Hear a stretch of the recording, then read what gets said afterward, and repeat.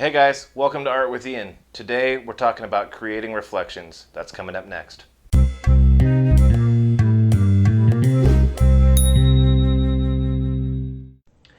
Alright, so I've got this painting I've been working on. It's just based on a reference. And I realized as I was getting ready to do my reflection that this would be probably a really cool video to do for you guys to see how I make reflections. And it's pretty simple, but there are a few little things that you can do that maybe you guys aren't doing now. So I've got my sky all on one layer here. And so if I hit Control J, that'll duplicate it. Now I'm going to drag that below my original, and I'm going to hit Control T. That opens up the transform option, and then right click and flip this vertically. Now when I drag it down, I'm holding shift to make sure that when I drag it, it stays straight. Now you can kind of see where I have to come back up until it gets even, and hit OK by enter to accept that. And obviously now I need to go down below my foreground, so I'm going to drag that down one more. Okay, so this is a good start, but there are a few things that I would like to do before I call this good. Obviously down here we see that it hasn't actually filled the whole space. It's gray down here, so we'll have to deal with that. But before we do that, I'm going to come up to Filter and Blur and Gaussian Blur. And right now it's at 28.8. And I think I like that. So I'm just going to leave it there. But if you just kind of choose for yourself, like, what you think is right. Obviously if you get too blurred, it just becomes total mud. But I was kind of digging the 20.8, so I'm going to leave that. And then I'm also going to come up here to Image Adjustments and my brightness and contrast. And I'm going to just tug this brightness down ever so slightly. And what happens is you get that kind of, it's not quite as brilliant as the sky. It helps it feel like a reflection and not just like the sky is oddly mirrored. So I went -20 there and hit OK. Alright, so now we've got the start of this. I'm going to create a layer just in case I don't like it. And hitting B to get my brush tool, that's the hotkey for your brush. I'm just going to color sample this here, holding Alt to pull up my color picker. And normally I wouldn't use an airbrush. In fact, if you've seen some of my other videos, you'll know that I am pretty anti-airbrush. But when something this soft is happening, it's probably, I also say there are times when the airbrush can be good. Well, this is one of those times. So I'm just going to do that really quick. I think I might go a little darker, a little more saturated, and I'm just going to do like a big sweeping kind of pass like that to kind of really like take the detail out so that these rocks in the front pop. And then my dock here looks oddly like it has no reflection and it's floating. And for this I would just paint. It's so little to do that I would just paint it. So I would create a new layer, change my brush to my chalky brush, which I have a video on how to create this brush if you want to check that out. I would basically just kind of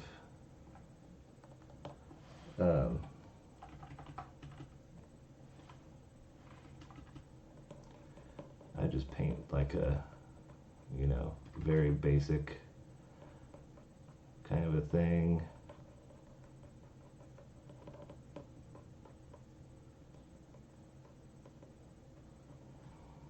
Like so.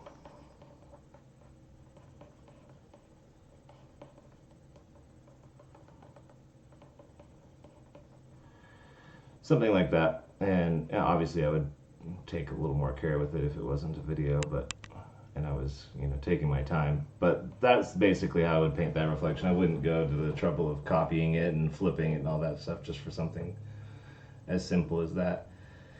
And then we've got this tree line. So real quickly, I'm gonna select the tree line layer and Control J to duplicate that. And I also need to bring that down below the deck, the dock, I should say, not the deck, so that it doesn't cover over it back here. And I'm gonna hit Control T, right click it and flip vertically, and then just drag this down to here, hit enter to accept that. And now I kind of want this to feel farther away, this reflection. So first thing I'm going to do is turn the opacity down, like so. And the next thing I'm going to do is come up to filter blur, but this time instead of Gaussian blur, I'm going to go to motion blur. And with this set to 90 degrees, minus 90, so perfectly vertical, I've got, it's dragging, so if I were to go really far up, you see how drastic it could be, but I'm going to bring this down, and now you're getting this kind of thin line that separates the trees, the reflected trees from the main ones, and I like that, so I'm going to hit OK. And then maybe with the eraser, hitting E to select the eraser, an airbrush eraser, I could maybe, get a little bit more controlled, pull a few areas out to help it feel that bit more like there's water, kind of just the tiniest little ripples catching light and reflecting up the sky and not allowing the tree reflection to totally dominate that area.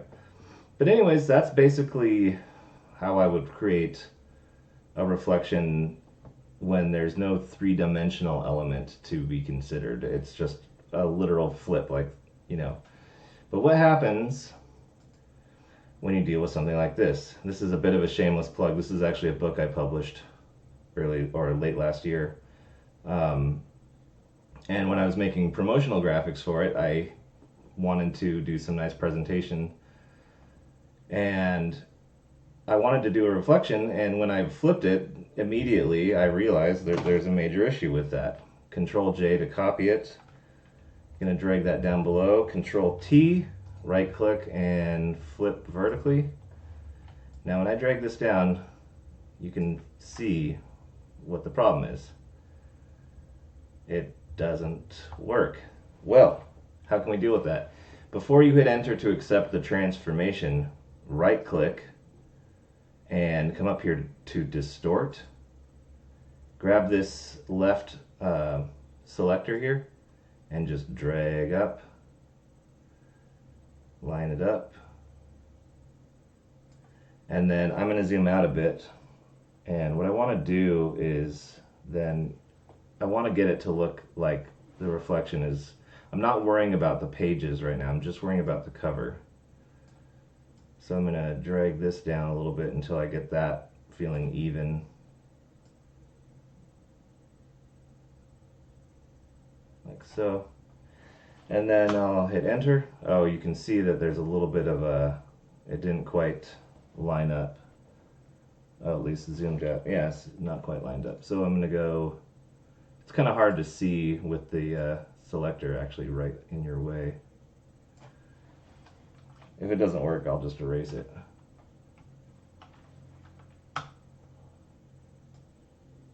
Okay, that's probably close enough.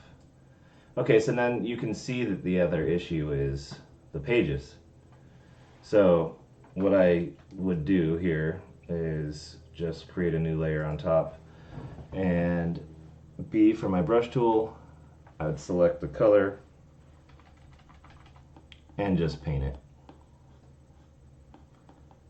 And I mean, being that I actually painted these pages in the first place, so it it doesn't look bad. And maybe just line that up that little bit there.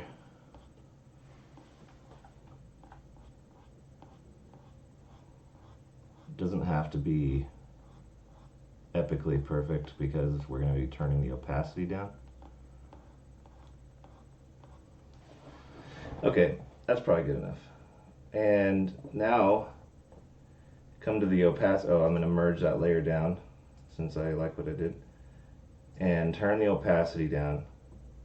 So now we're starting to get a little something, but in order to improve that reflection feel a little bit more, what I'm going to do is get my eraser, which is still set to an airbrush, and I'm going to blow my brush way up. I'm going to zoom out some more. Blow my brush way up and just slightly start to feather this. So I want to create the illusion that as it gets farther away, the reflection kind of, there's more light getting in the way and all these things that stop it from being a clear reflection. Like the surface isn't a mirror, it's some kind of very hard surface, but not a mirror, like not as reflective as a mirror or glass or whatever. So kind of like that. I think that's probably working. And it's interesting, it immediately, like without it, it looks so weird. It looks so bad, like it's just floating there because there's no shadow and there's no reflection in this. As soon as you put a reflection in, it just grounds the whole thing. It looks like this book is actually in some kind of a display room or whatever, you know. So anyways, this is kind of a quick one. I just thought, since I was making a reflection anyways for this painting, that it would be cool to show you guys kind of how I like to approach it. So hope you got something out of this. Make sure to like and subscribe. Follow me on Instagram at Art with Ian, and I will see you guys in the next one. If you enjoyed this video, don't forget to like and subscribe, and share it with your friends.